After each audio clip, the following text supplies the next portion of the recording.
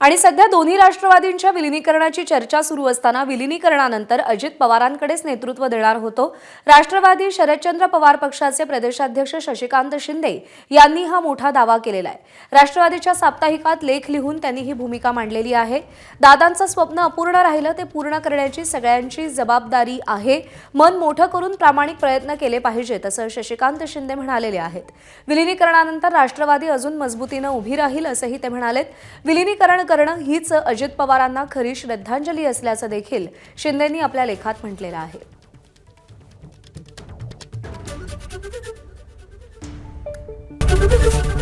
ABP माझा, उघडा डोळे बघा नीट।